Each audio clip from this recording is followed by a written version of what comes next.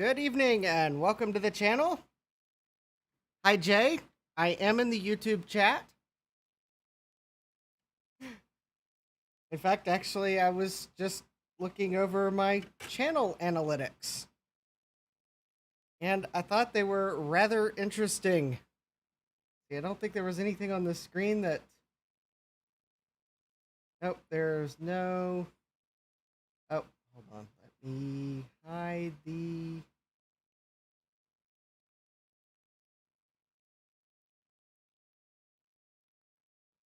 Oh, can I not hide that? Oh, well, that's lovely.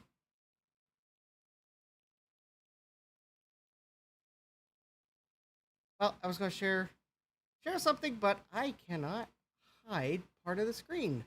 Never mind. All right, I won't share the screen. I will share a few of the very interesting items.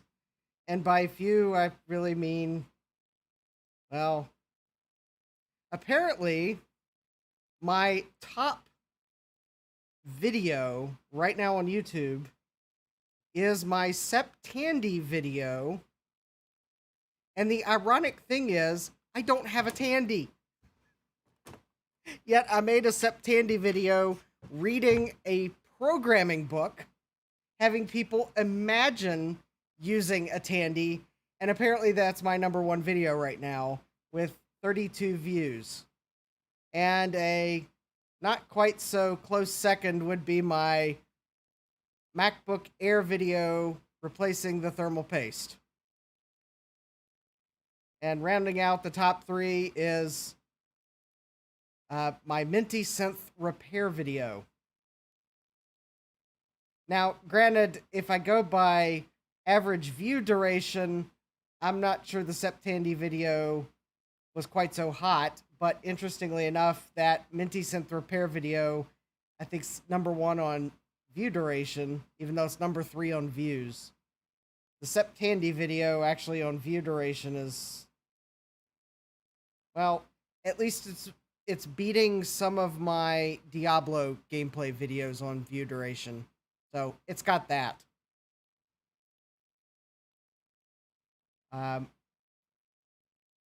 Yes. However, I've got just a few hours to go before I hit that mythical 4,000 hours. So without further ado, let's get started on tonight's main event.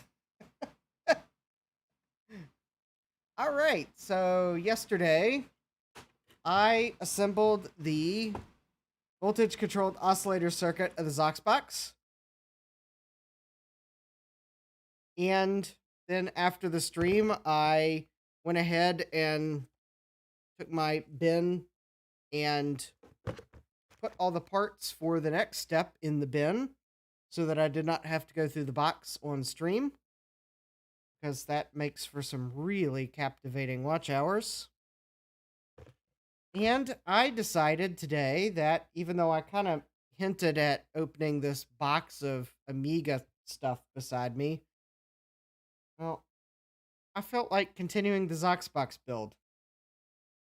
Probably mainly because I ordered some cleaning stuff from Amazon, and some of the items in this box of Amiga stuff is just downright dirty, and, well, I think I'd rather pull it out of the box when I have some cleaning stuff. So I decided I was going to solder tonight. And what better thing to do than add more parts on the XOXbox board and then test it all later. Because I had to order a cable for my lab supply.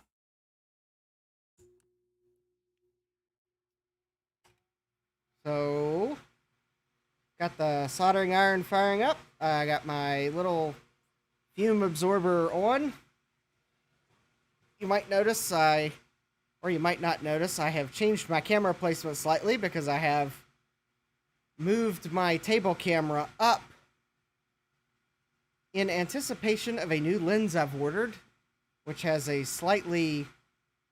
It's not as forgiving in terms of its close focusing distance. And at the wide angle, I had to move my camera over so that it wasn't quite as visible. But anyways, since I have potentiometers on the board, I have pulled out my quad hands to make it easier to solder. And actually, the voltage-controlled filter circuit is fairly easy to assemble, because basically, I don't know if it was because there's really no sub-steps, or they got bored of writing lots of complicated steps for assembly. The assembly steps are basically put all the ports on the board. So I am going to put all the parts on the board. And for convenience sake, I will just go down the list in order. And we'll probably put a whole bunch of parts on the board and then solder them at once. And I'll go by types of parts.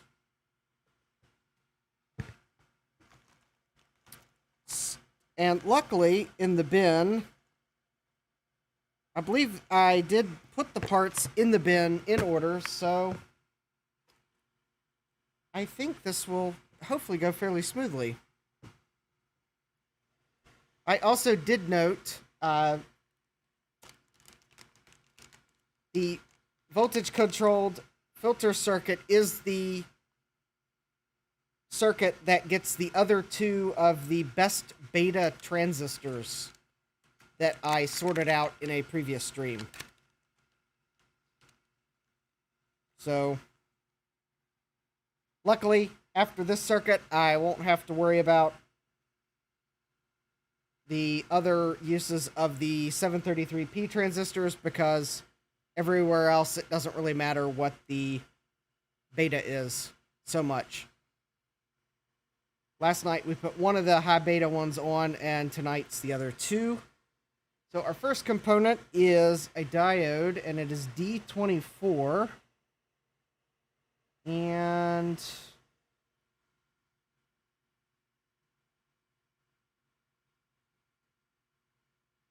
let me just make sure I know where on the board.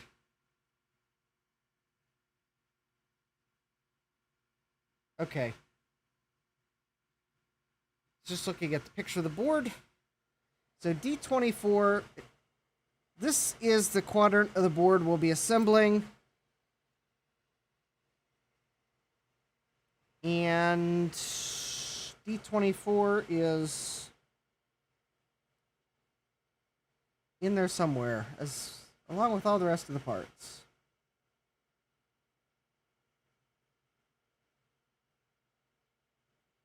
If I was assembling this without live streaming it, I would have probably have the board at a slightly better vantage part.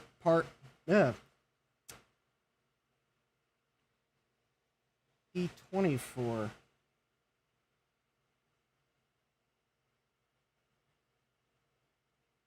I would tilt the board better towards me. But D24. There it is, all the way up at the top.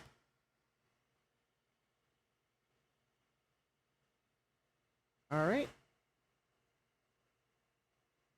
And I'll make sure our stripes are lined up. All right, so we have one 100 ohm resistor.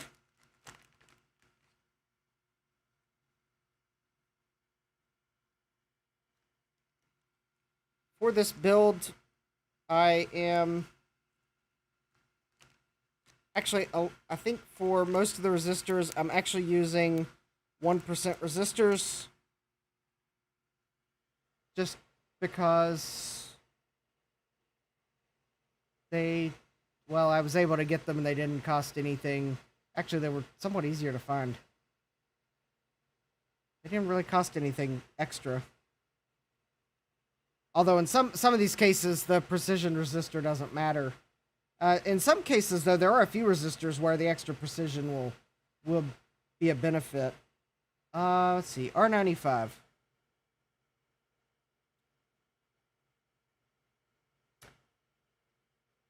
Unfortunately, I believe the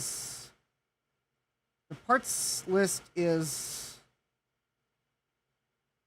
not in any great order for assembly. There we go, R95.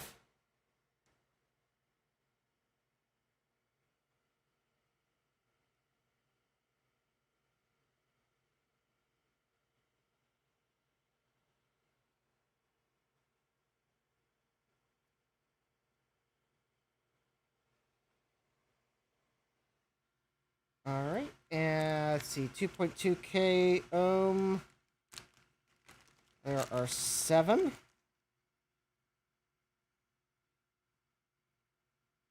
2, 4, 6, 7.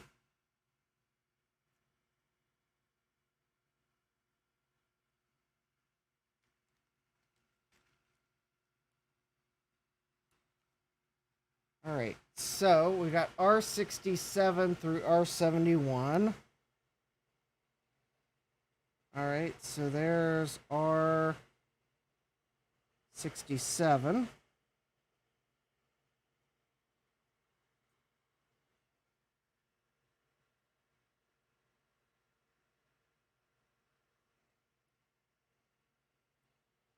R68.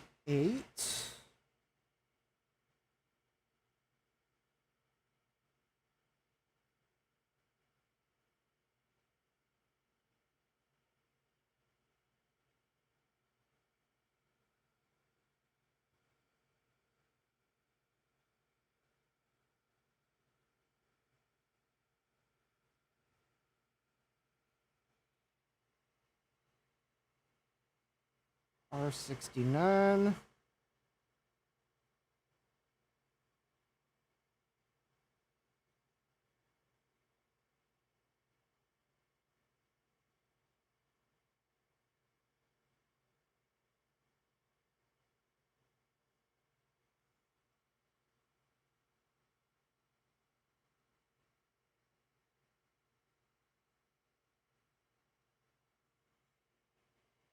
R70.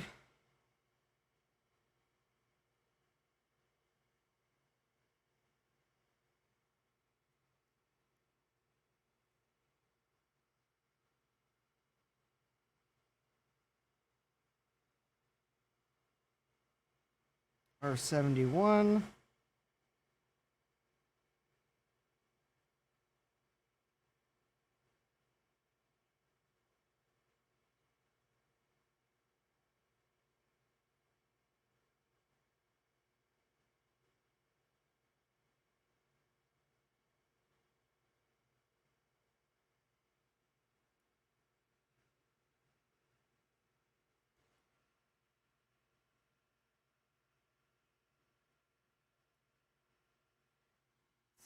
R98.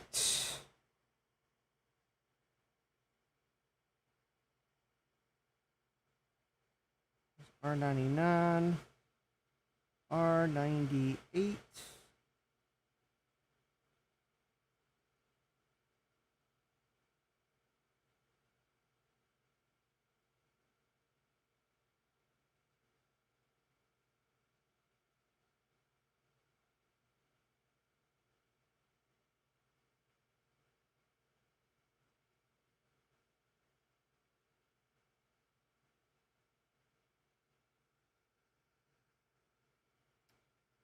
Oh, let me see here. There's R90, R68, R. Oh, wait, there's.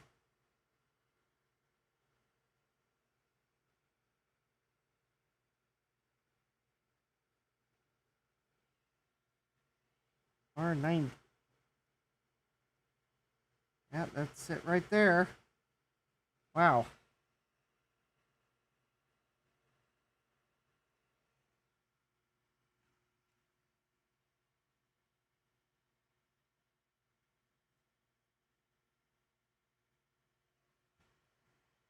and R108.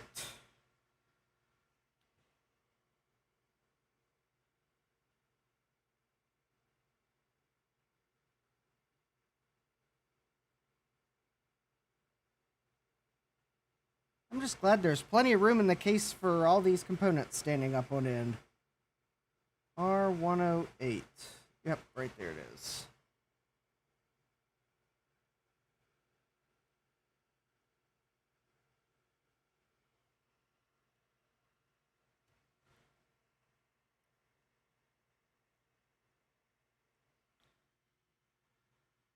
Alright, that is probably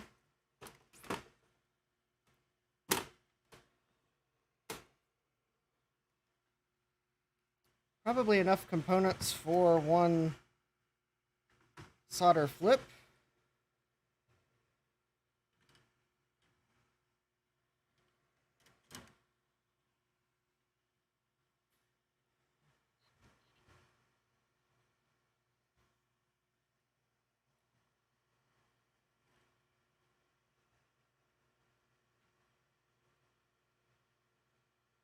Alright, well, I'm not going to be the diode is off screen, and there's nothing I can do about it.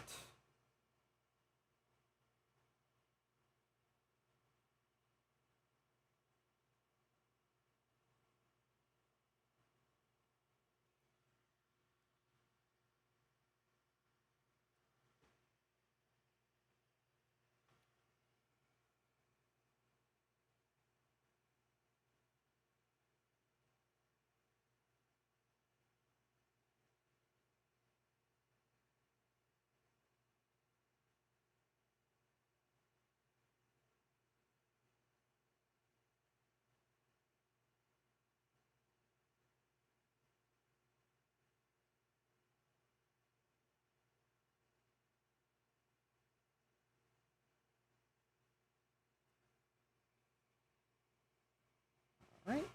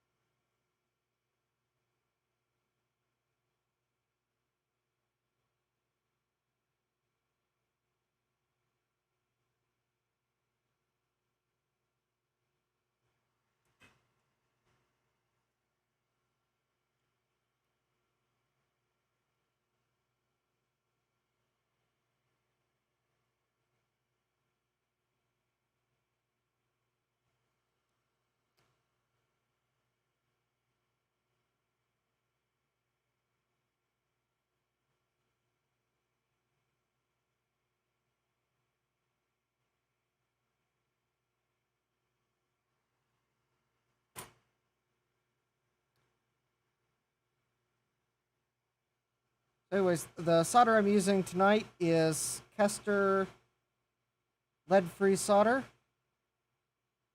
And the data sheet for the solder does not recommend using extra flux beyond what is in the solder.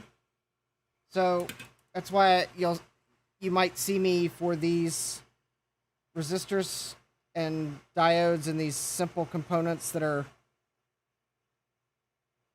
not really problematic to solder, I'm finding that the flux in the solder is enough.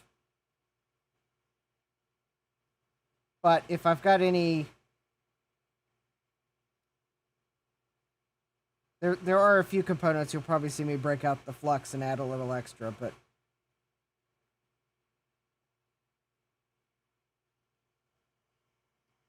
I found on this board that for this type of components, they seem to work just fine without any extra flux, like the data sheet says.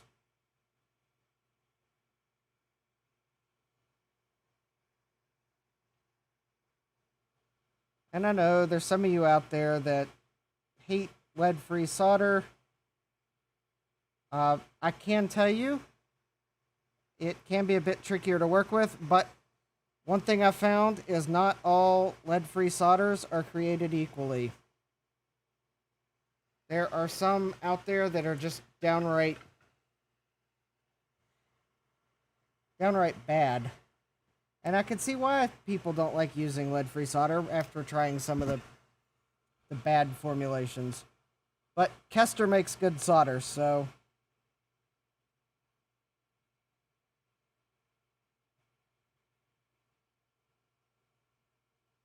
I'm not opposed to working with leaded solder, and in fact, I've got some in my Amazon cart for another project.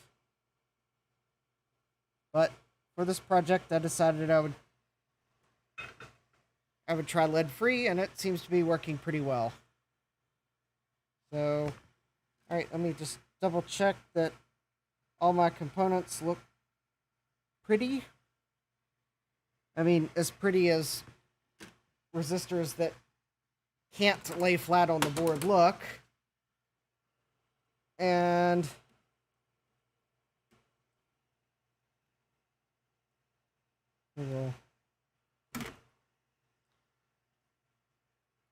oh, and I have an insect that has come to visit me.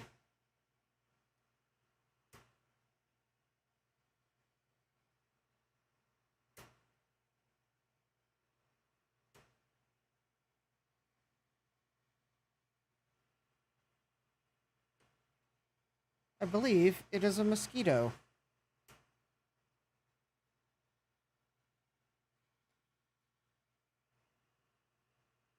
I have yet to find the pool of water around my property where they are coming from. But it was 80 degrees here today, 80 degrees Fahrenheit. I do not know what that is in other temperature systems, be it Celsius, or if you're one of those people that really like to put all their temperatures in Kelvin. Sorry, don't know what 80 degrees Fahrenheit is in those.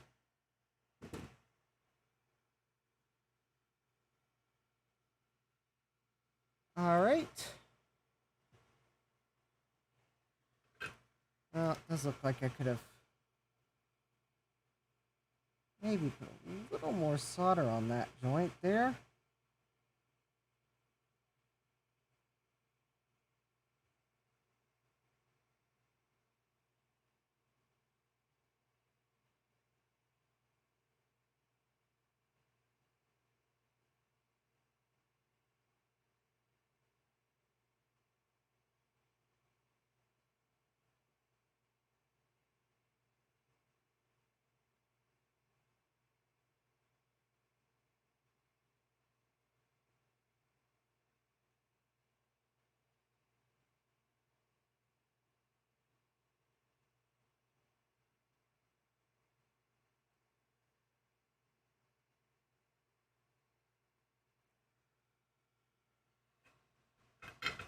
All right. So those components should be secure.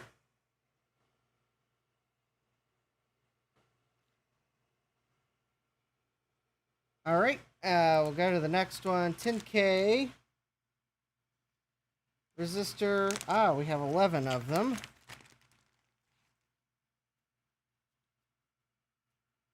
Two,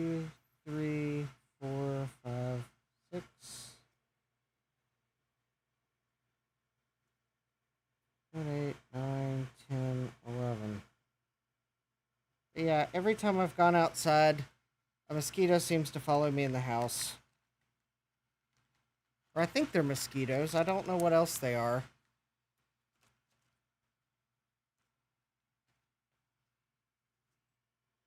Welcome to fall in Virginia.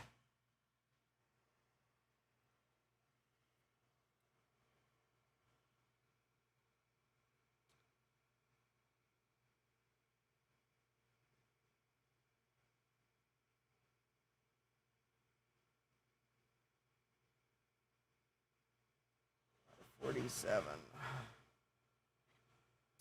Where's R46?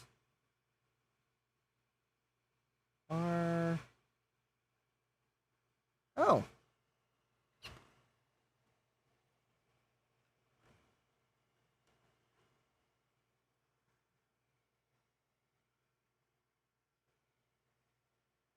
R47.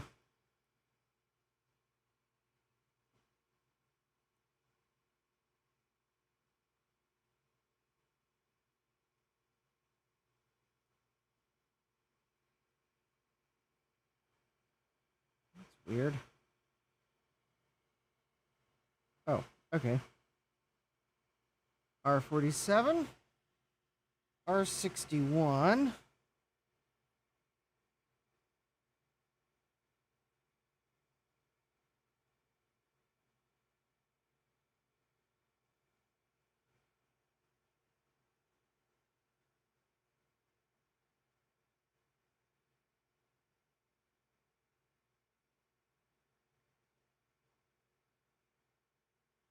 Actually, I just realized something.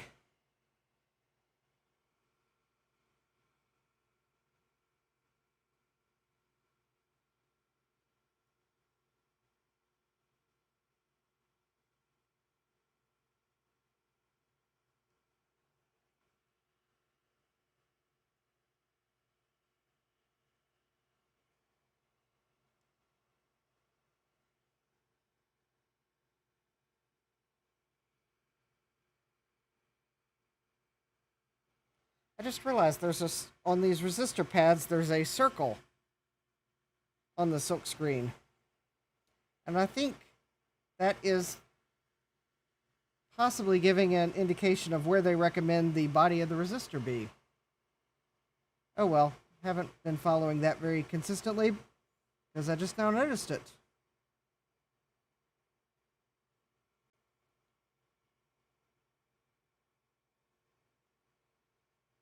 R64.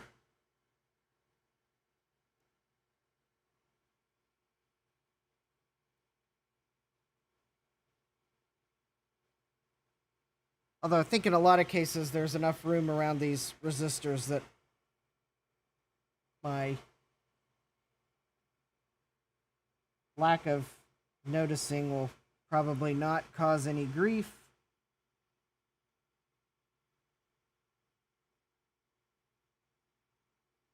R65. R94. There's R94.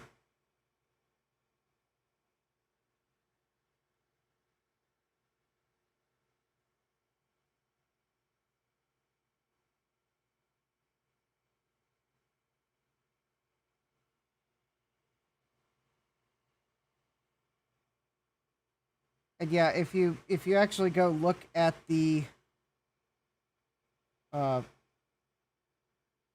pictures of the completed project, you'll notice that even the sample that Adafruit put, or Lady Ada built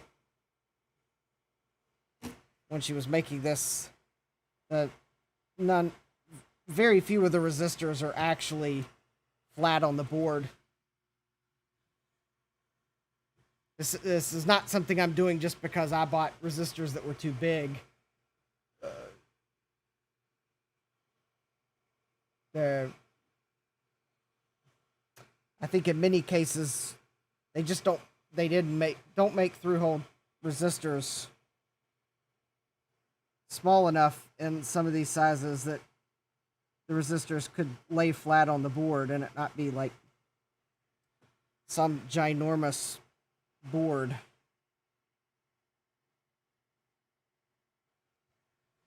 So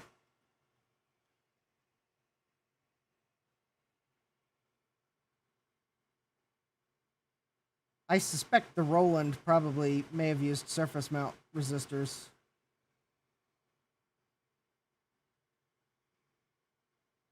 R109.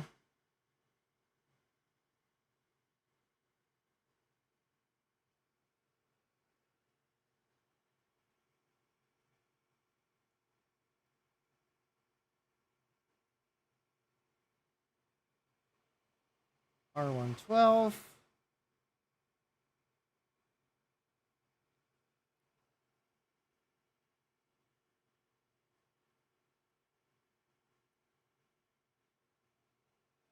R115.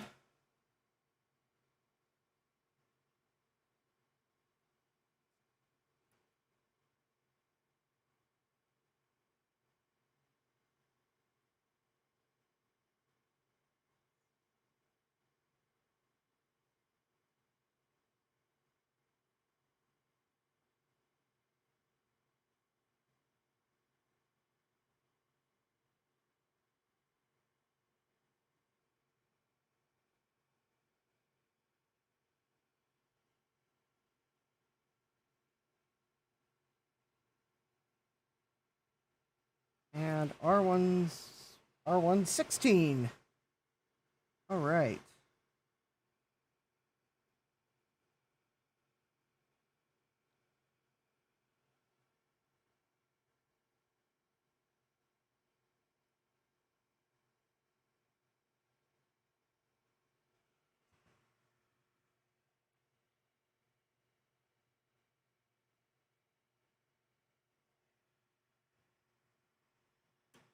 All right, I guess let me go ahead and get these 22K ohm resistors.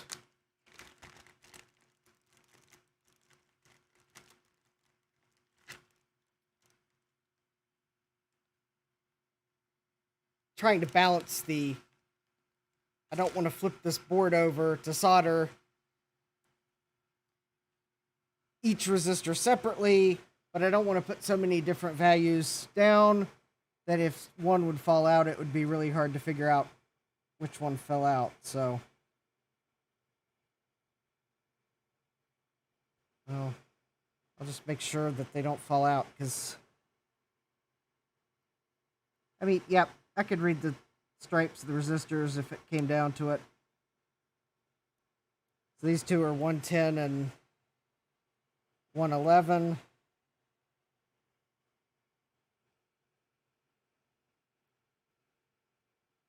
I'll just make sure that the leads are...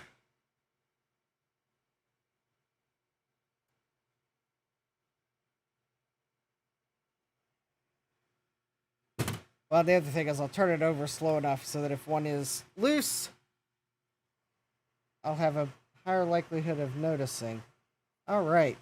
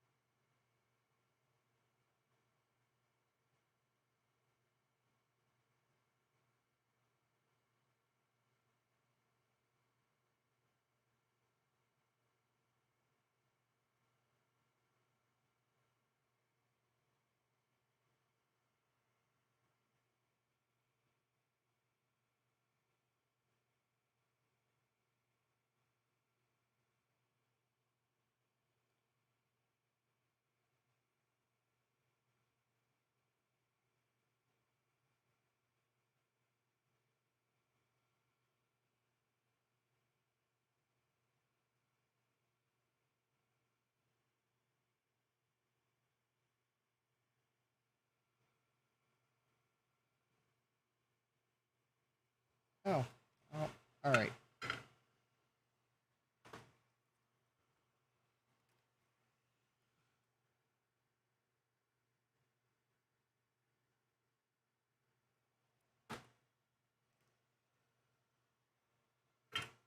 I think there's some flux residue on the board where I was soldering where I'd soldered a difficult component. Solder wasn't flowing very well on this pin.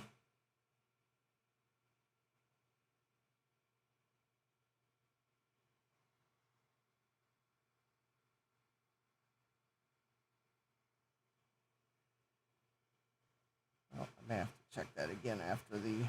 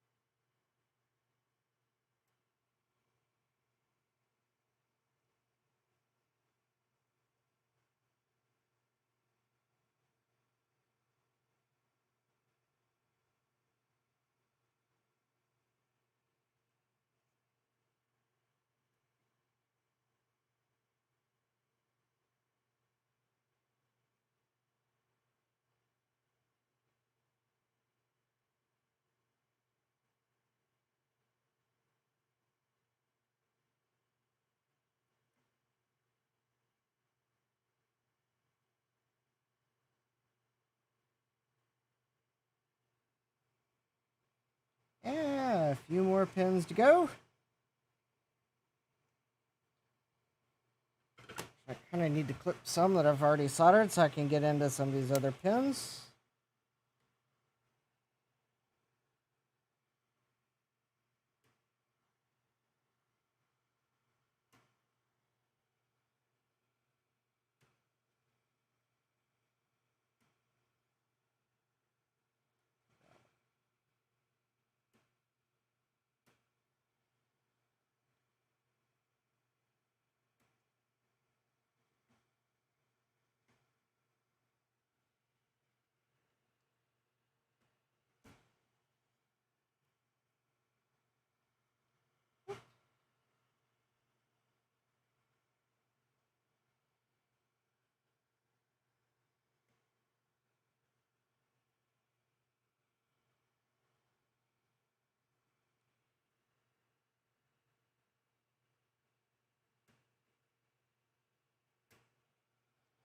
Yeah, let's see, those are soldered.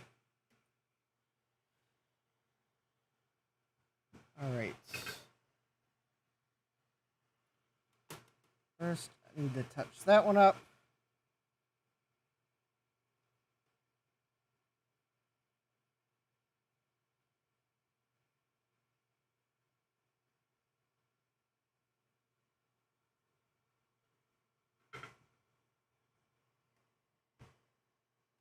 Okay, that looks better.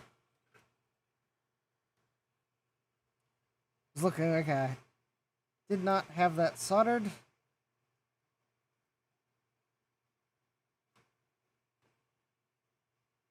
I know one thing about lead-free solder, the adage that you want your solder joints to be shiny is not necessarily true. I think there are some lead-free formulations where your solder joints will be shiny to some extent. But this particular lead-free solder,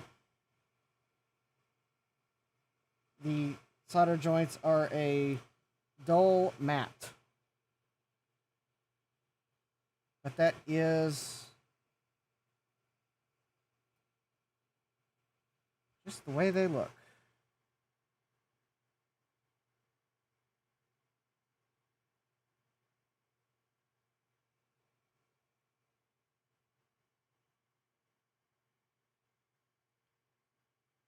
I mean, when you first apply the solder and it's flowing, it's shiny.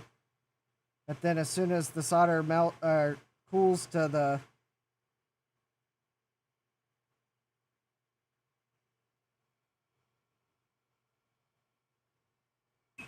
I guess the solidification point, whatever that fancy term is, what, eutectic point with this solder, you'll see the solder joint kind of go from a shiny molten metal, and it'll just kind of flash to a matte gray finish. And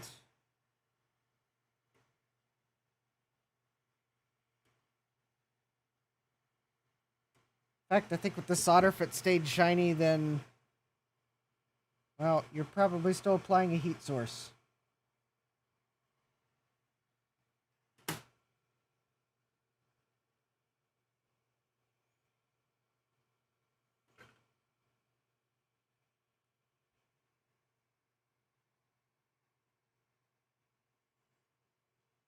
All right, now I'm just kind of touching up the solder joints that don't look the best.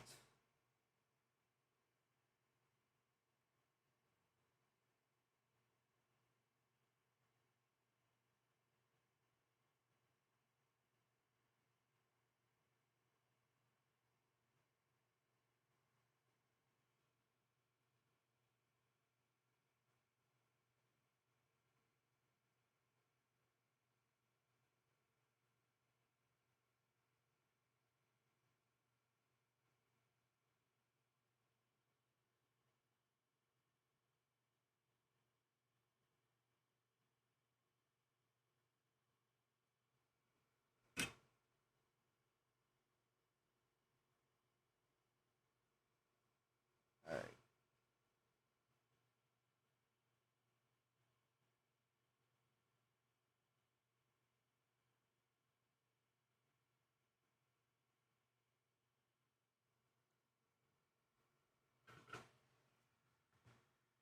All right. Well, I think all those look reasonable. So we'll go for more.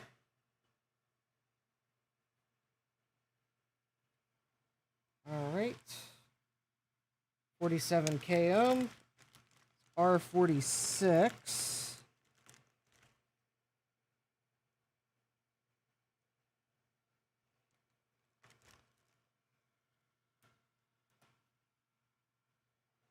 R46 is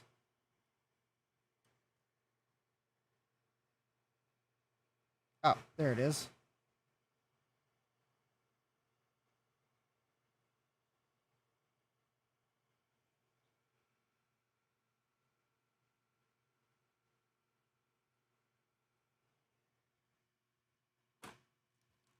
I have 100 k ohm.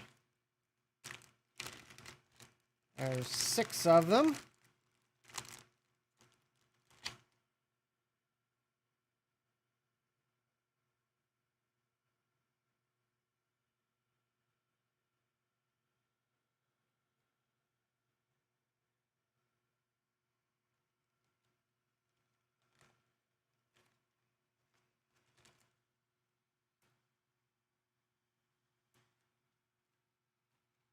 We have R66.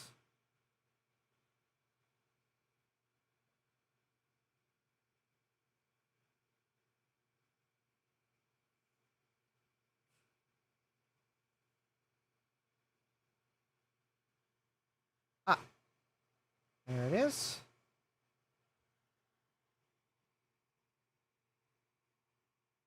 R66.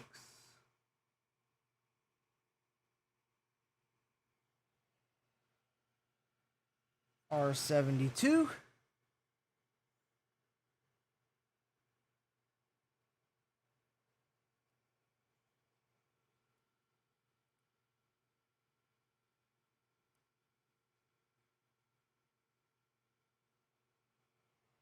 R73.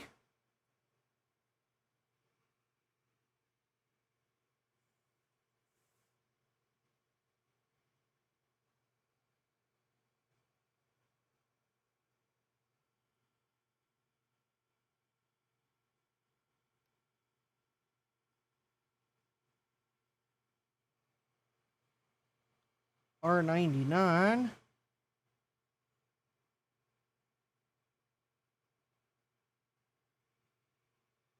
Ah, there it is.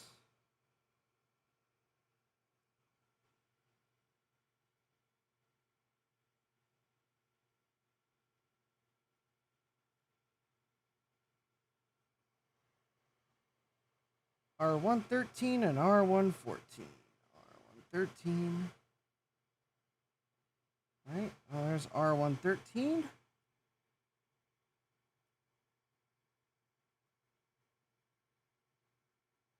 And R114.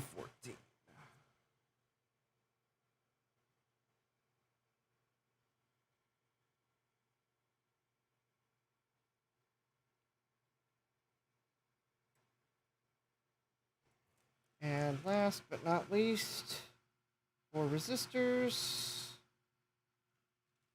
220K.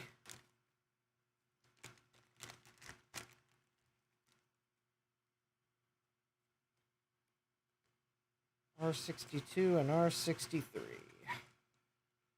Hey Adam, welcome to the stream.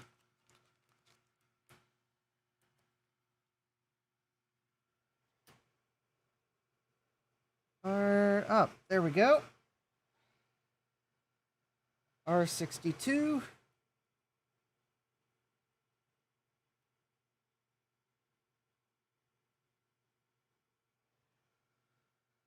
R63. I believe you joined the stream just in time to see me solder the last of the resistors and go to capacitors. I think the capacitors are the next thing on the list.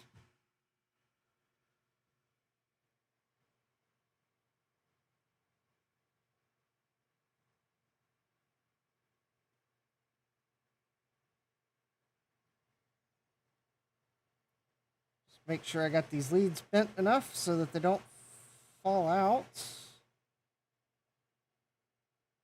When I finish inverting the board. There we go. I think that's good.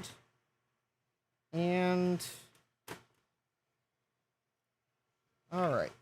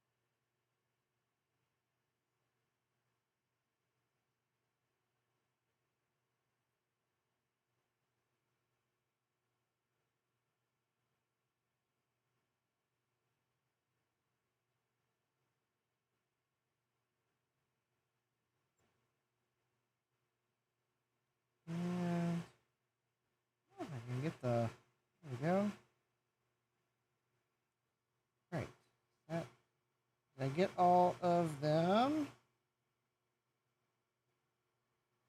Yes. That solder blob. Make sure they're all reasonably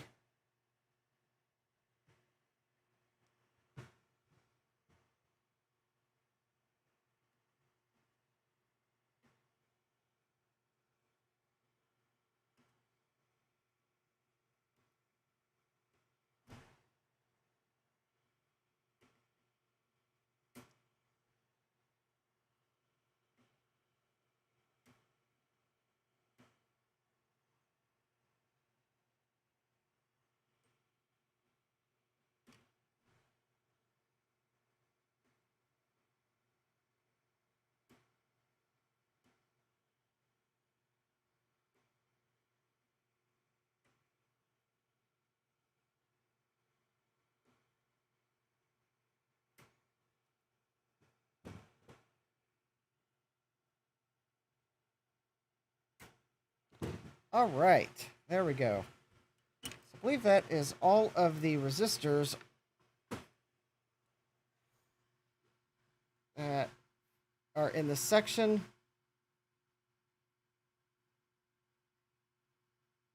Yes. All right, so we have a trim pot. TM3, where does this go? Instructions say to install the potentiometers last, but I think... Okay, so I'm going to hold that. I'm going to hold that. Oh, yep, okay. So we're down to the caps.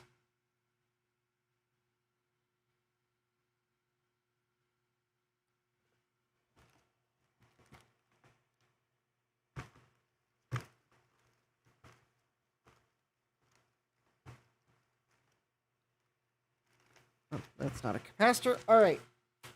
So for the capacitors, the XOX box uses a couple different types, which probably comes as no surprise. I am using the type specified in the assembly instructions, so I'm not trying to substitute capacitor types.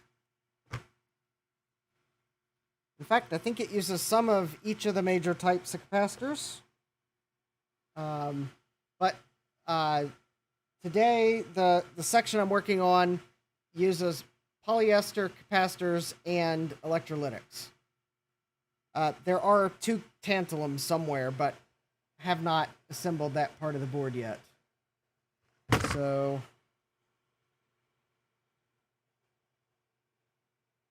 C18.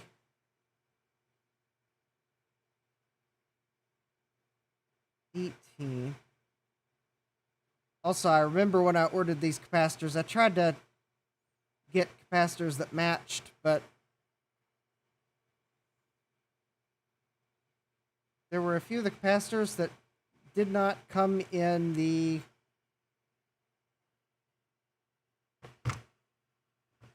or I could not get Nichicon capacitors of the size when I tried to order them.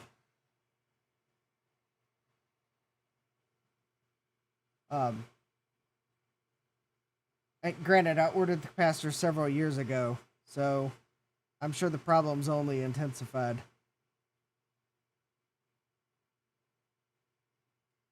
C18. Yep, that is C18.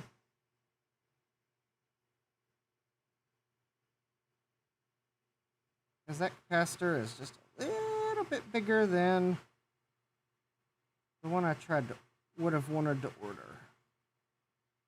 But that's okay. Alright, so C18. Okay. And then these are 0.33 microfarad, 0.033 microfarad. So we need 3 of these. So that was a Panasonic capacitor. I know they make good capacitors too. The rest of these, I think, are Nichicon. So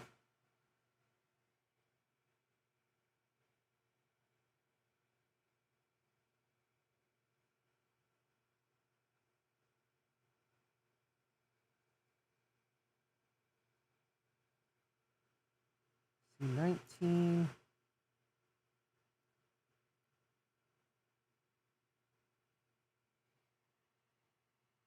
So yeah, I kind of wanted to order all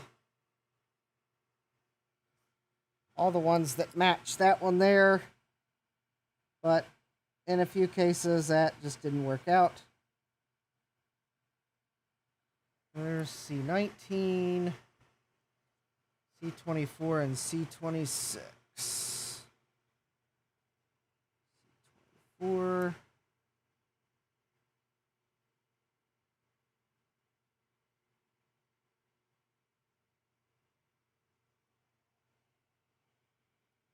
C26.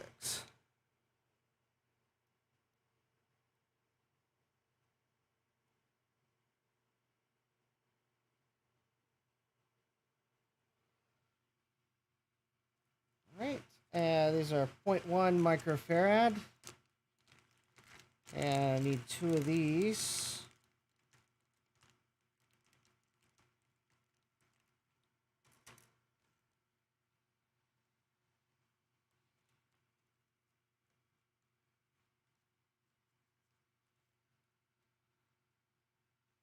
Ah.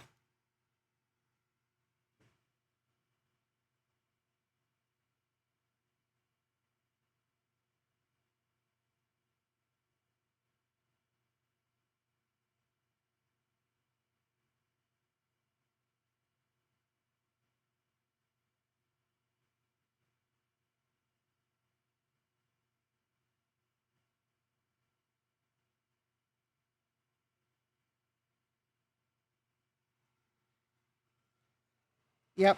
Yeah,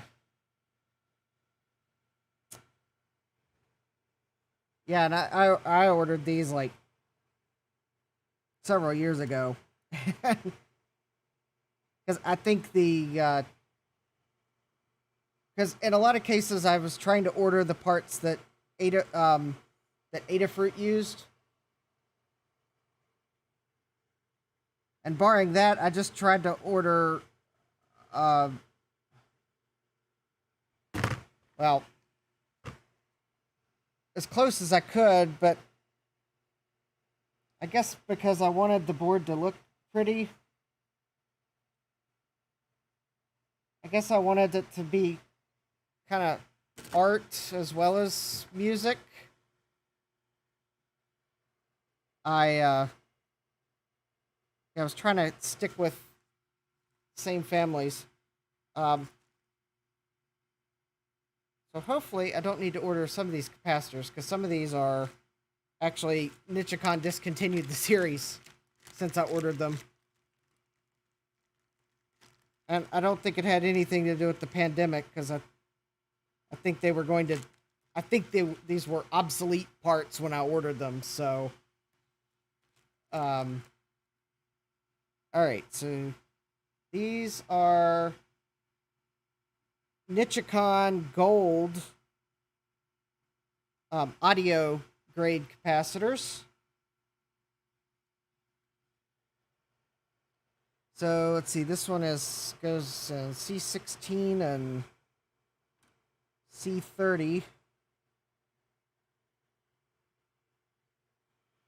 Now I'm having a really fun time. Okay, well there's C16.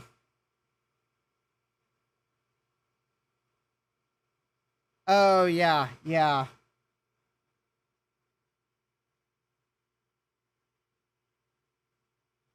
for something like that, I would function over form, definitely. So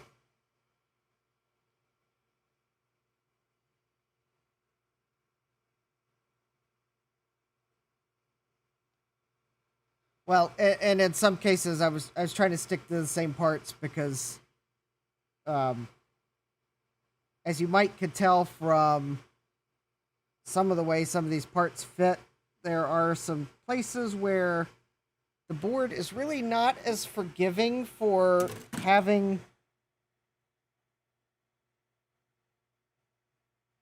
the wrong size part.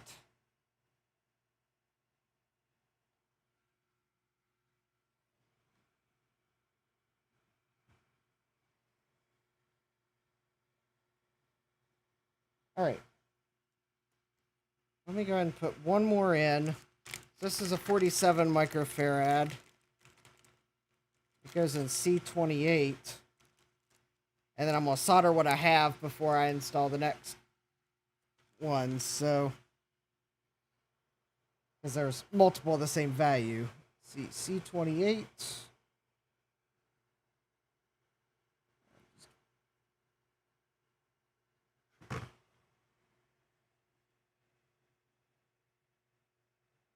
I will definitely sanity check that capacitor. Oh, okay. Yep, that's right. Because I noticed that there was two capacitors back to back, and yeah, it is pretty tight. Well, actually, this board is a clone of a Roland TB-303. Something tells me it's packed pretty tight too. I've not actually ever seen the inside of the actual Roland board. Of course, it might have surface mount components in it, but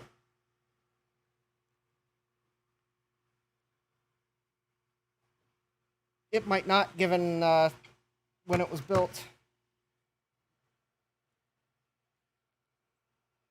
Now, I have to say my Amiga 1000 well,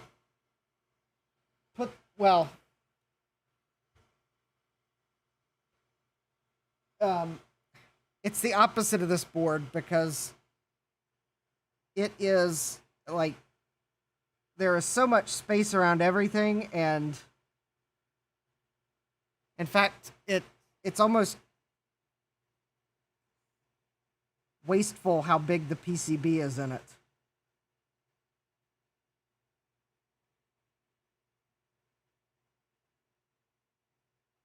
But all the resistors and all the capacitors are lined up in neat, orderly rows, and they're all laying flat on the board because there's a lot of axial caps. Yep, I've got to go tech for mine, but my Amiga needs recapped first.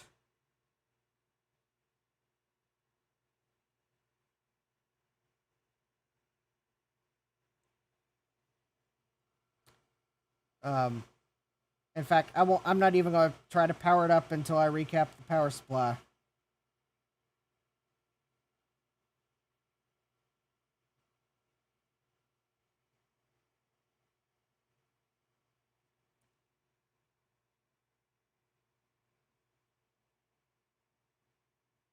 One of the bulk DC caps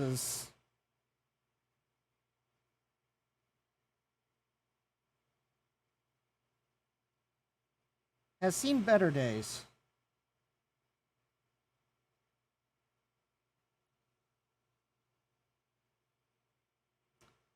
I think the bottom of the there's one capacitor in my Amiga power supply that I believe the bottom of the capacitor is no longer attached to the top.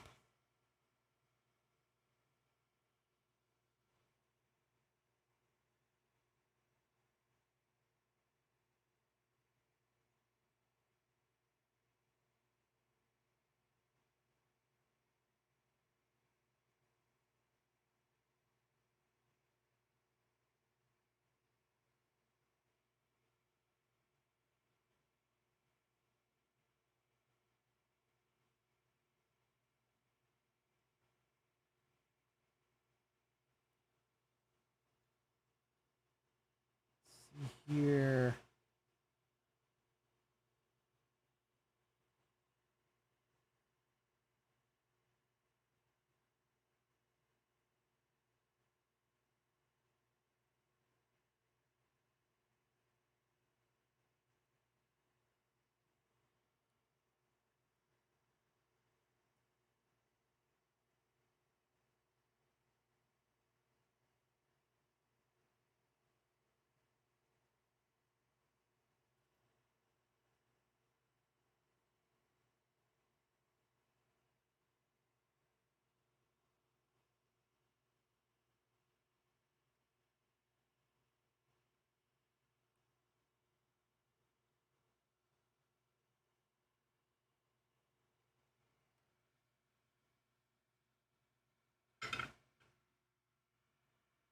So,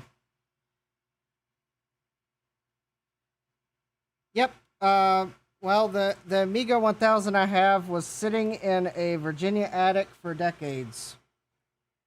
So, yep, I think it probably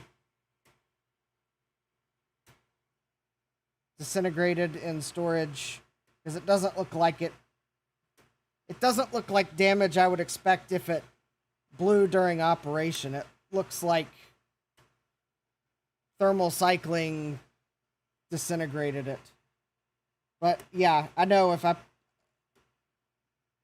I'm glad I decided to inspect it before trying to power it up because, well, hopefully I would have just simply let the magic smoke out, but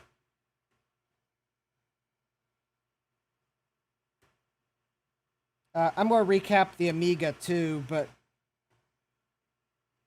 because it was also in the attic.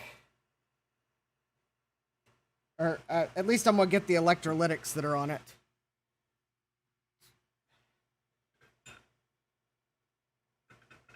Yeah, and in fact, if you bought it on eBay,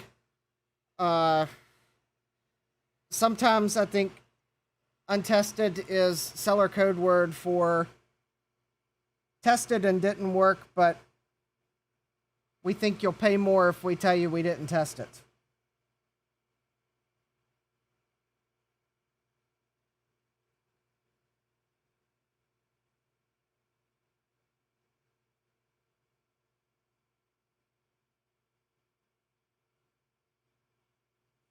Although I have bought untested stuff from eBay, and once I got it and looked at it, I kind of determined that they actually probably didn't test it. That they were legitimately calling it untested because it had no signs that they'd attempted to test it. I guess in that sense, I could call this Amiga 1000 untested because I'm pretty sure if my coworker had tested it before he gave it to me, it would have let the magic smoke out.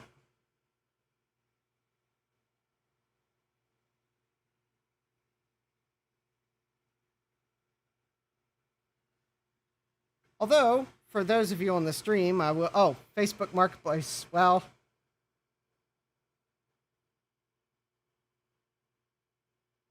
That still might mean they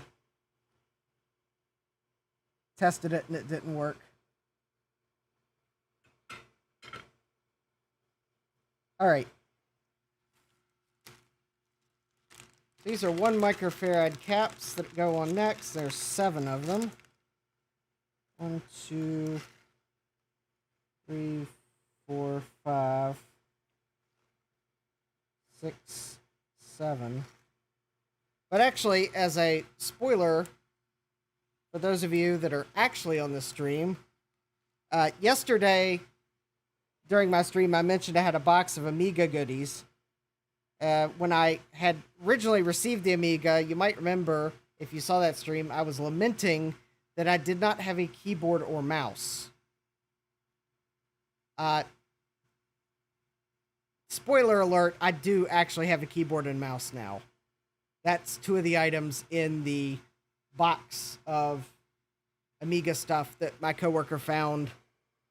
Because I'd asked him if he happened across any Amiga floppies, especially if it was a Kickstart floppy, that would be helpful. And I guess he went back up in the attic and found another box that belonged to the Amiga, so I now have a keyboard and mouse for it. Which is good, because the Amiga 1000 used a different... I don't think the protocol's different, it's just a different connector. In fact, I think it used different connectors for everything. It's like Commodore changed their mind for the Amiga 2000 and Amiga 500, and like, no, actually, we should have done this. Because I think even the serial and parallel ports on the Amiga 2000 are opposite gendered than the ones on the Amiga 1000. It's like... I don't know. It's odd. It's like they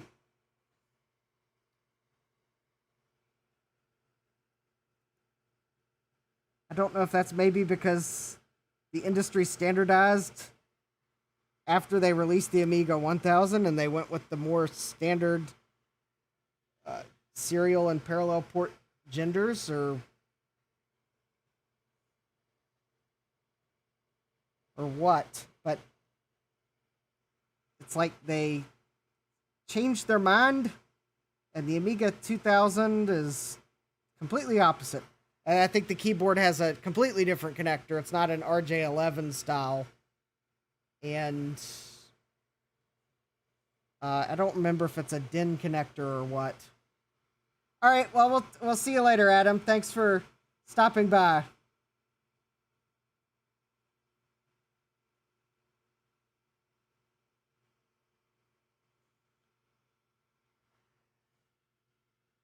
So, but yeah, if you're ever, I guess for anyone watching this, if you have an Amiga, I guess that is one thing about the Amiga 1000 is it is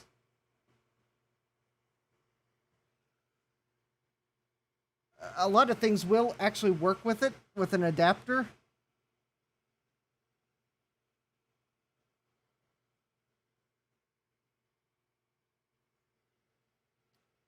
But it can be harder to find peripherals that directly plug in.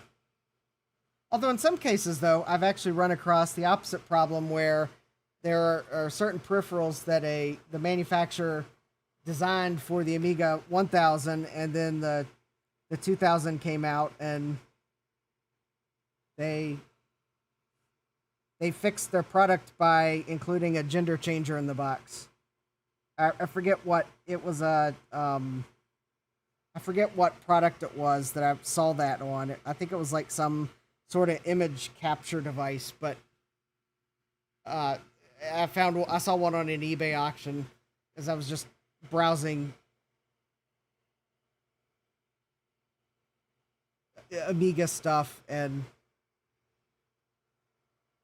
the seller had taken a photo of the instructions, and it was basically telling the Amiga user that if you have a 1000, you just plug it in. If you've got a 2000, you have to use this included gender changer first.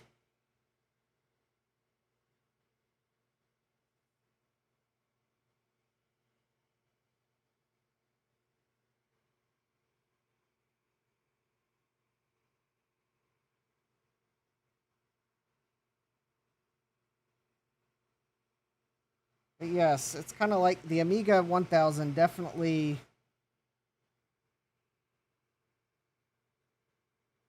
did not receive some of the same love from Commodore as the later Amigas. Not that Commodore necessarily could give some of them love because they were hemorrhaging money, but C29, there we go.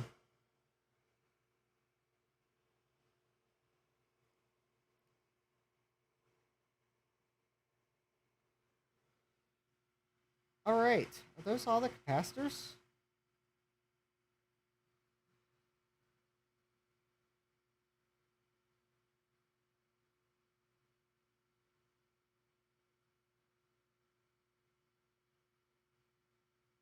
Oh, yep, those are. All right, I guess let me go ahead and solder the capacitors, and then then it's on to transistors.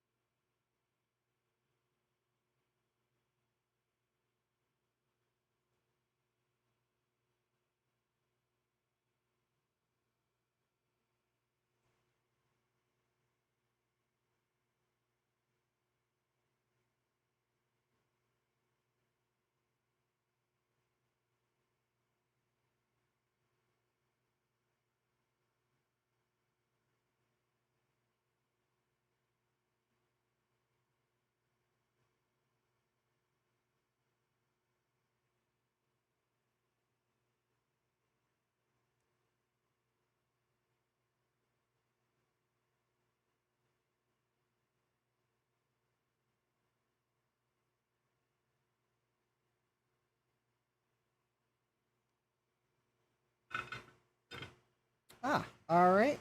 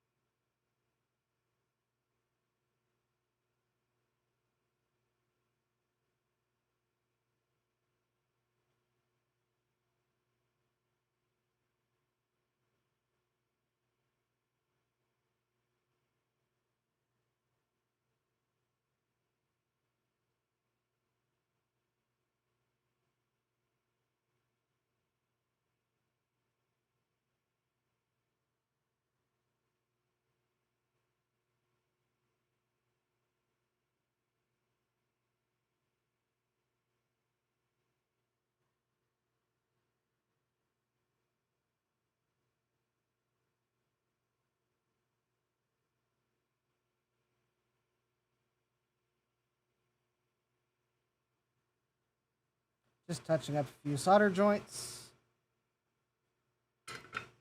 I didn't quite like the way they looked.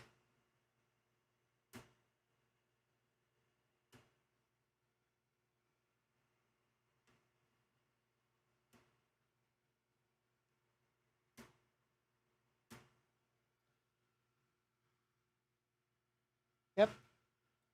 Oh. Yeah, I really don't like the way, they're off screen.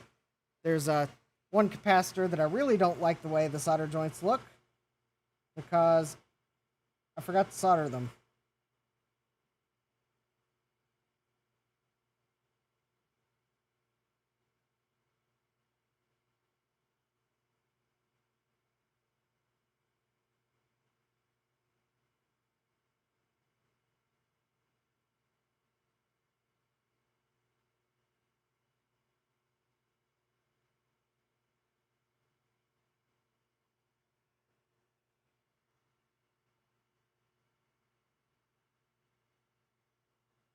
There we go.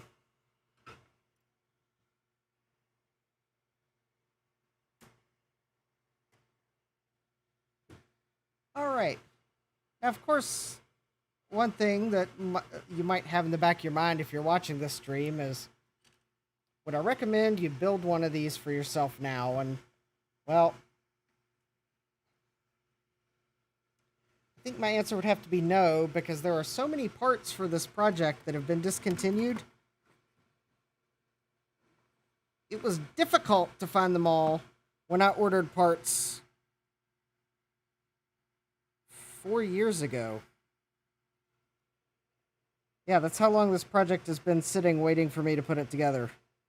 Or maybe it was 3 years, but anyways. But I was just browsing Mauser, where I ordered a bunch of these parts from, and because there were some parts that go on this project that I was lamenting that I did not have spares of, and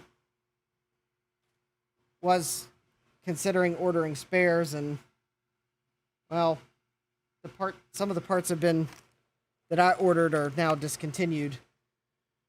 I think they were end of life when I placed the orders, so.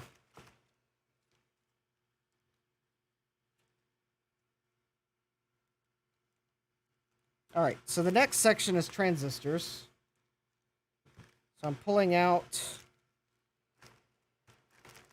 the transistors. All right, so the first two transistors are Q9 and Q10, and these are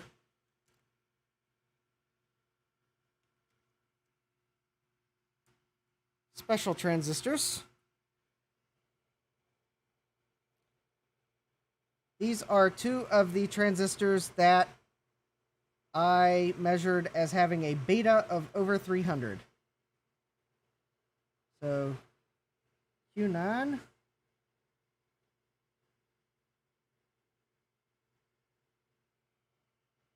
and Q10. Now the thing is, I am not doing the full mod for that enhancement, but I did want to make sure that if I ever do want to go do it in the future, that I had the high beta transistors in place.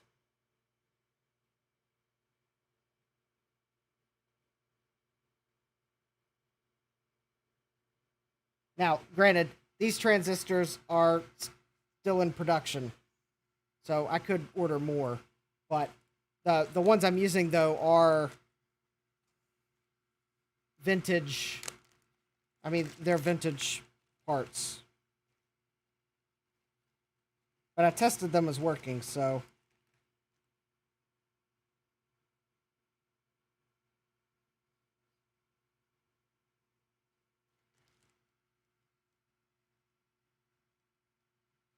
Alright, so these next ones are 2SC536Fs. There's 10 of them.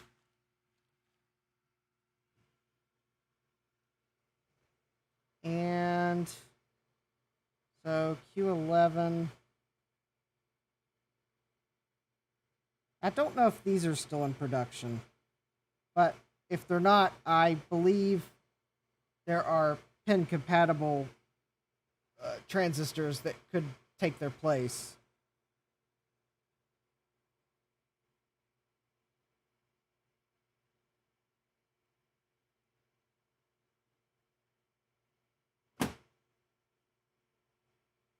Q11.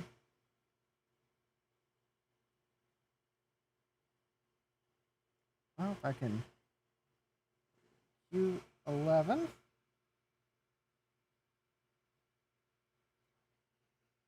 Q13.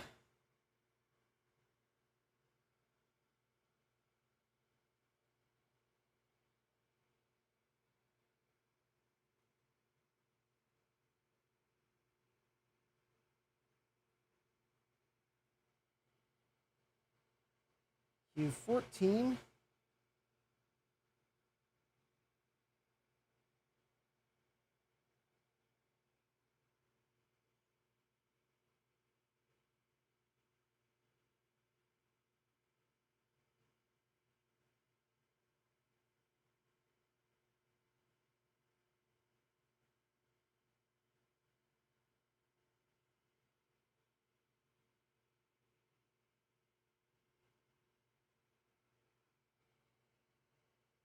Q15.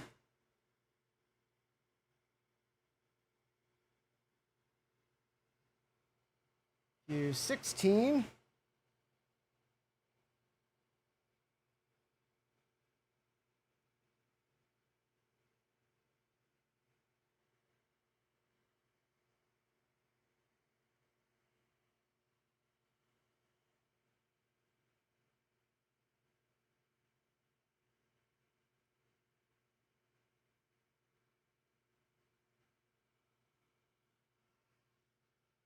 Q17.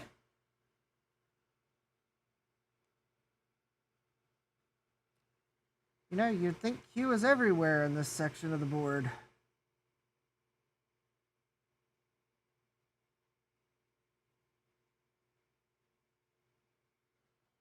Q18.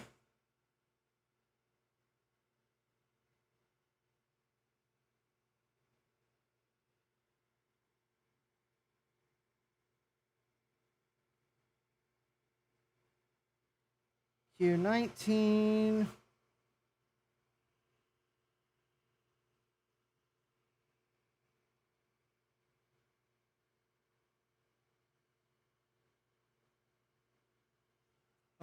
There's Q19.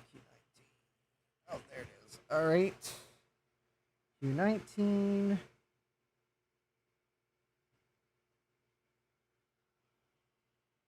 Q20.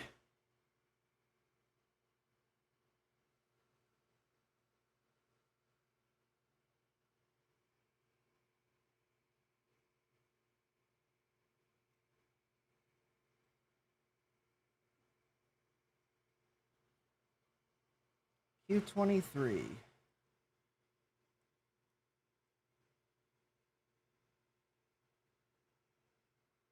That's probably a good place to solder.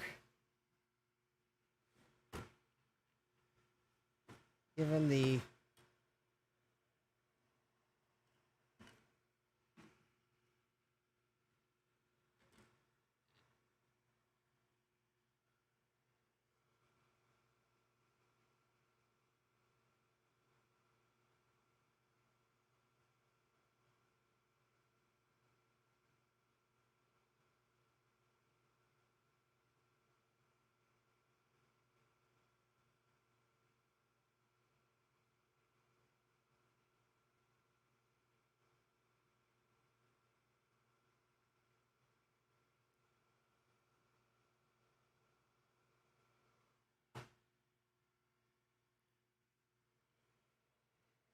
all right. So actually, for these transistors, I had already decided I was going to add some flux just to help things go.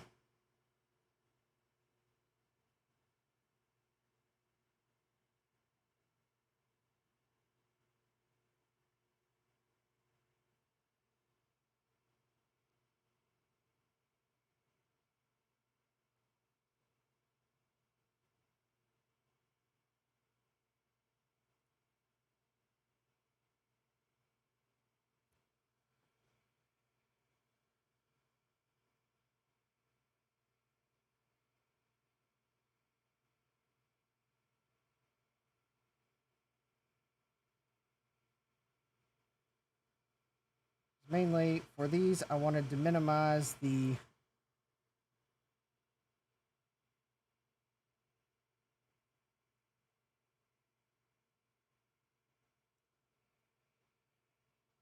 soldering iron dwell time.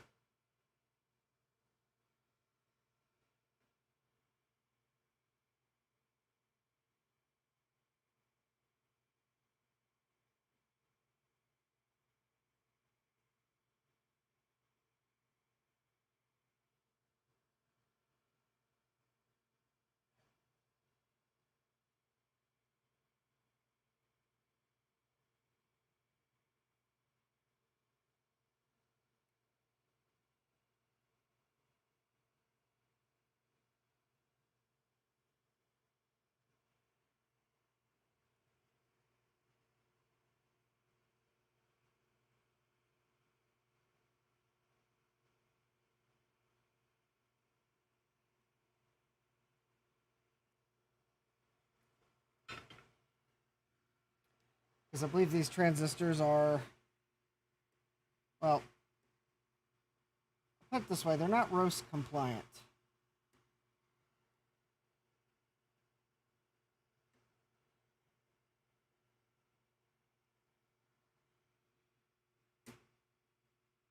And since they're older, I thought flux would maybe help if the leads weren't quite exactly their cleanest. And actually, it did seem to do exactly what I wanted it to do.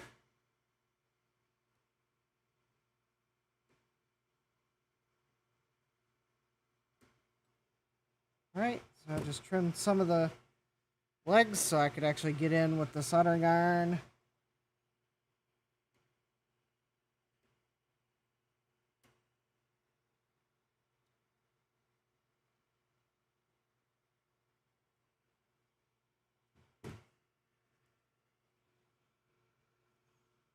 Alright, some more of these.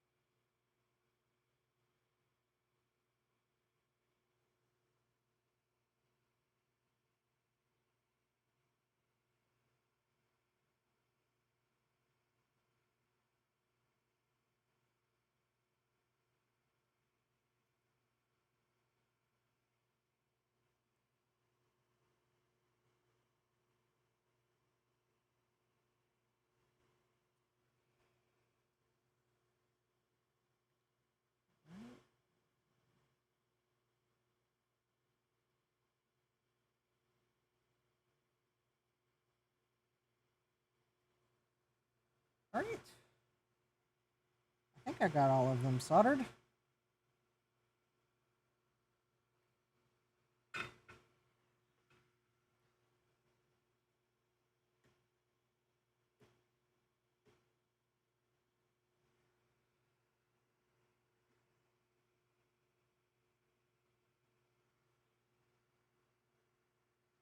Oh, all right.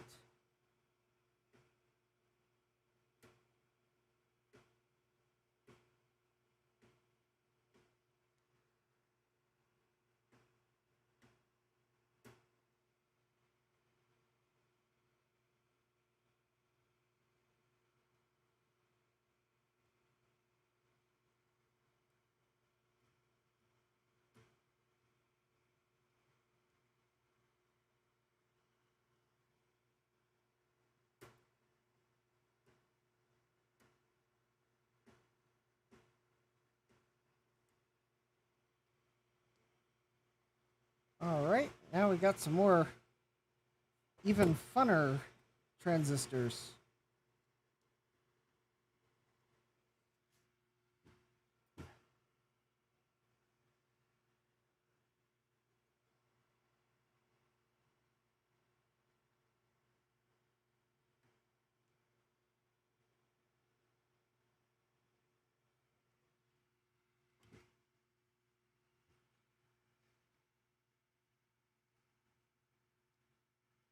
All right, and now we've got 3 special transistors. So we've got a 2SC2991 matched pair with common base.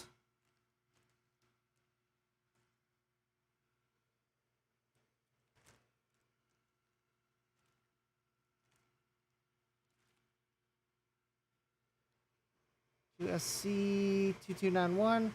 All right, so this is Q22.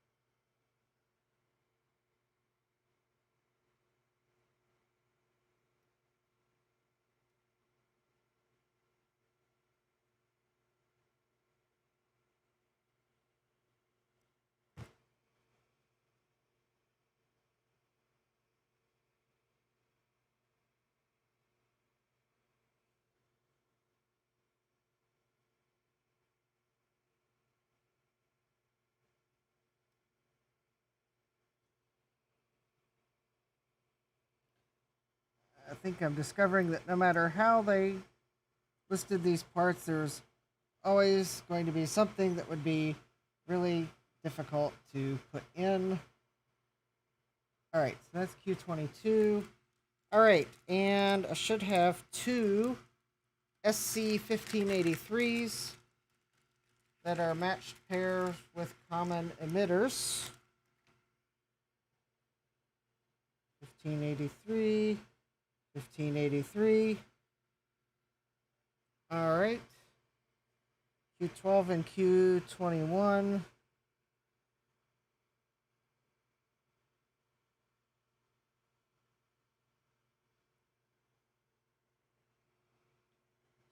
Q12 and Q21.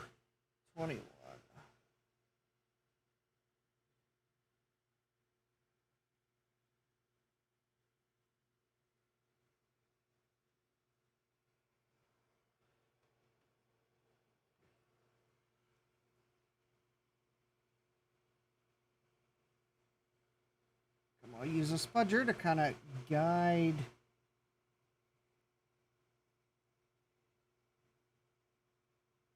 There we go. And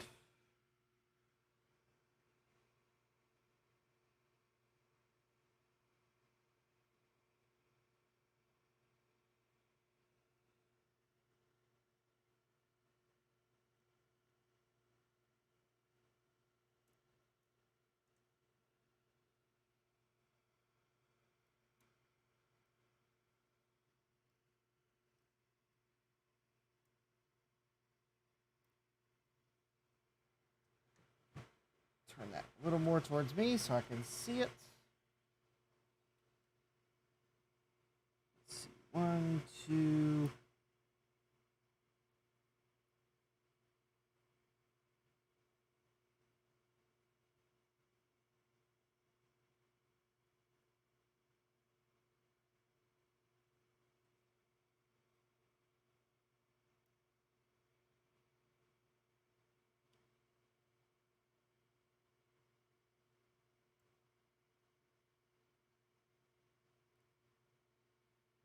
Three,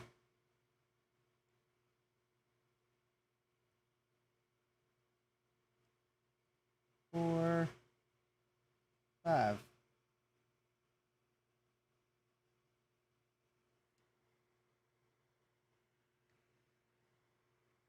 Did I get that in? Yep. All right.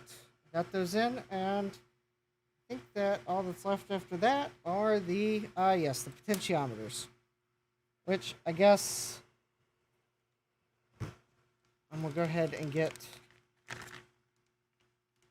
because it's the last component that goes through on this side of the board.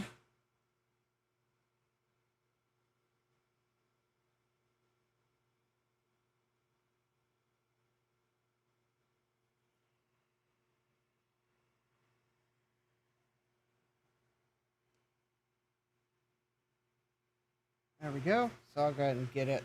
Just go ahead and get it while I'm on this side of the board, because the other potentiometers go on this side of the board, like these two.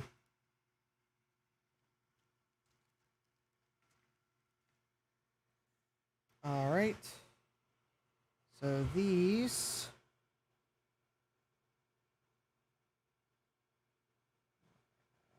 little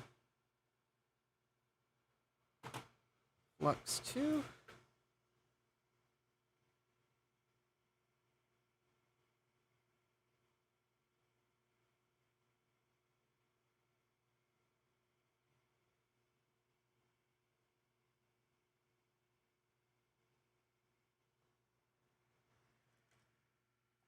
All right, excellent.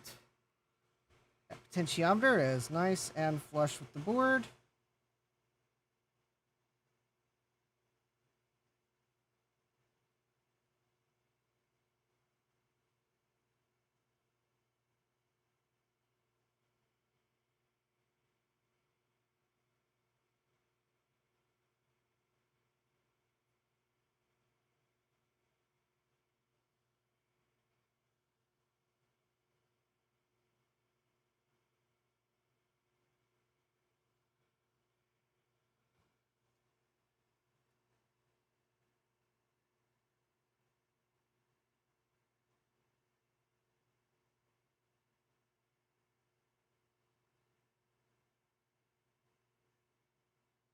All right.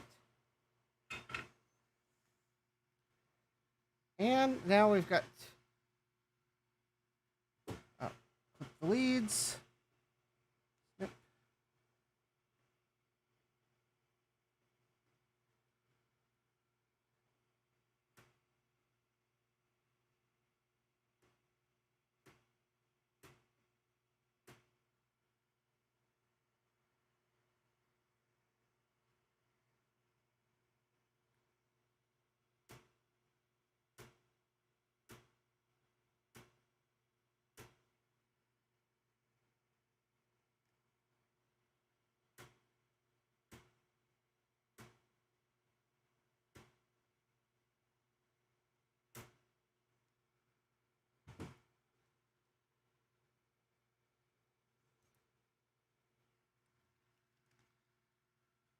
All right, that's awesome. And let's see here now.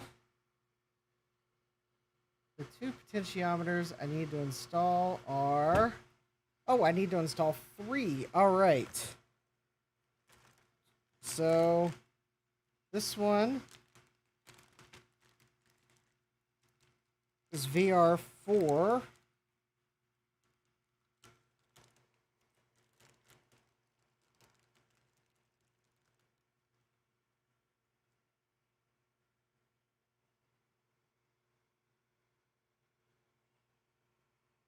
as I have on my little note on the bag, I was 99% sure it's VR4.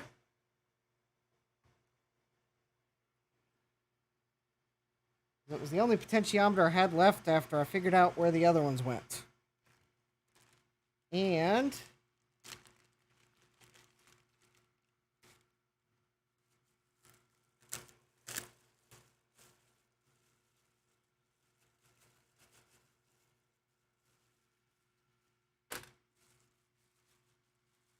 there's one more in here. So these are VR3 and VR5. VR3.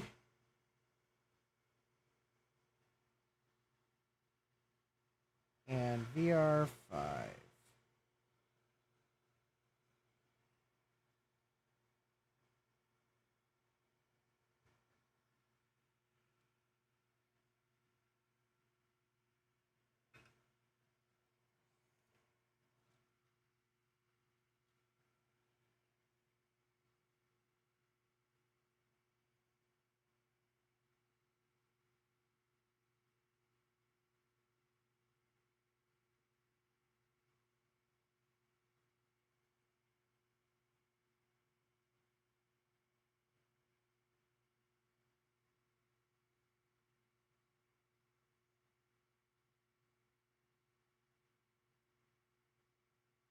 Wait a minute, can I solder those from this side?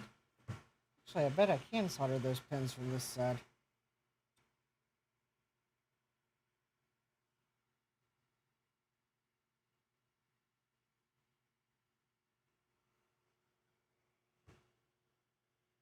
So what I'm doing first is I'm soldering the tabs that hold the switch in place. I'm just tacking them from the bottom side to hold the switch in place. So when I flip it,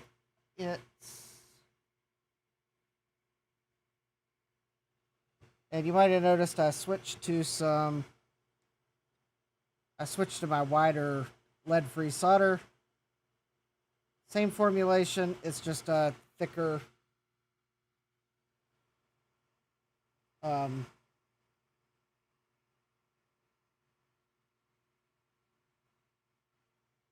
these are bigger holes to fill. All right. Now those will hold. Should hold those in place nicely.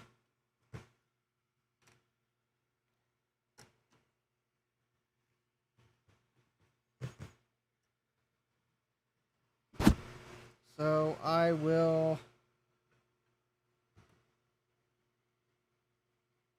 I'll get the.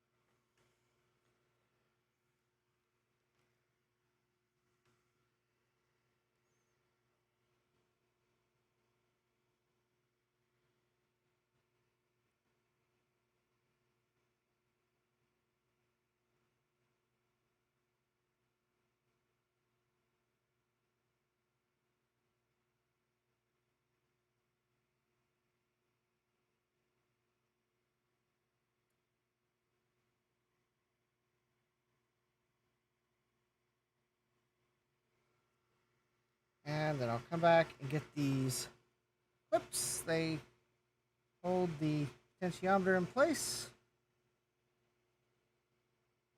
It's definitely a good place to make sure there's plenty of solder so that the switch stays reliable.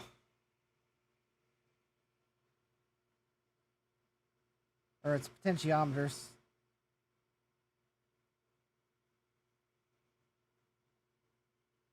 That's its mechanical attachment point.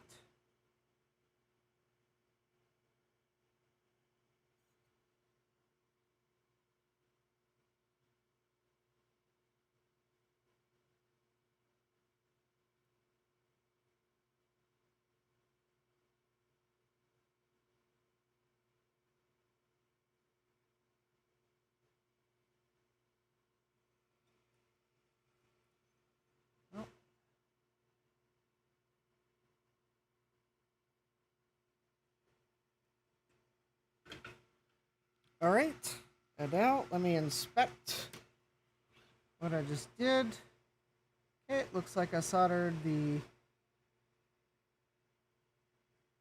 retention pins, the pins.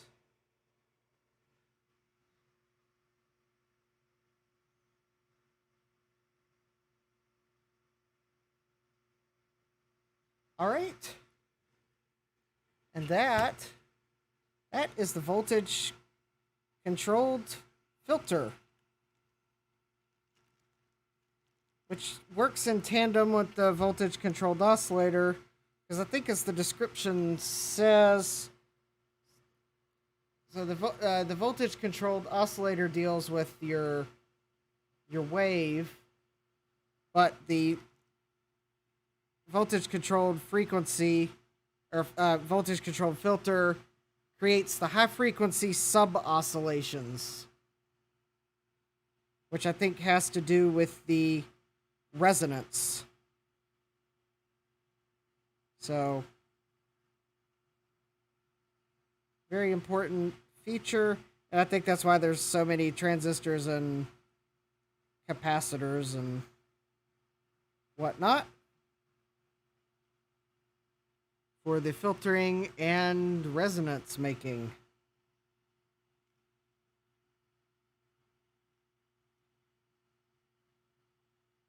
I mean, I'm sure if I stared at the schematic long enough, I'm going to say it generates music. Someone smarter than me designed a voltage-controlled filter, and it works. So, that is a beautiful section, and I would test it now if I had the the leads that I ordered from Amazon. Instead, the voltage-controlled oscillator and voltage-controlled filter will do a test on one stream. But it looks pretty nice. It's a little crowded, but everything fit. And looks nice. And my parts bin is empty. Well, actually, I'm going to momentarily fill it, putting the extra parts that I did not use back, because those are likely used in another section of the Zox box. So that brings me one step closer to finishing the Zox box. Looks like, looking forward in the instructions, the next circuit that I will be building is the envelope circuit, which it looks like will fill in these components here. Actually, yep, looks like it's kind of these components right here. And it does warn to make sure the microcontroller is not in place, but have not reached that point yet. Although that warning is for anyone that's following the whole instructions and then is going to test it come back and test it later. So I don't have to worry about that. But anyways, tune in. I don't know that my next stream will be the XOXbox. It could be. Might test the XOXbox. My next stream may be a combo. Test what I've done on the XOXbox this week so far.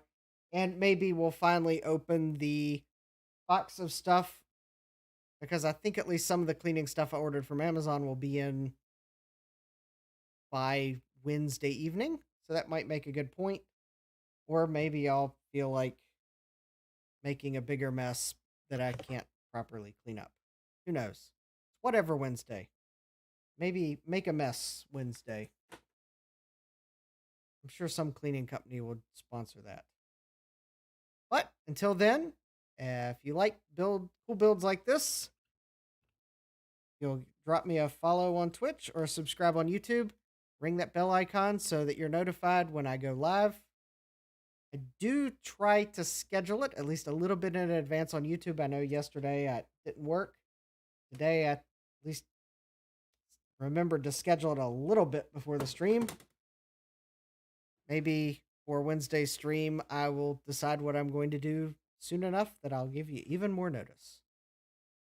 But sometimes you just stream when the mood strikes you and apologize later. So with that, I'm going to call this stream to a close, and I will hope to see you next time. So, bye for now. Have a great evening.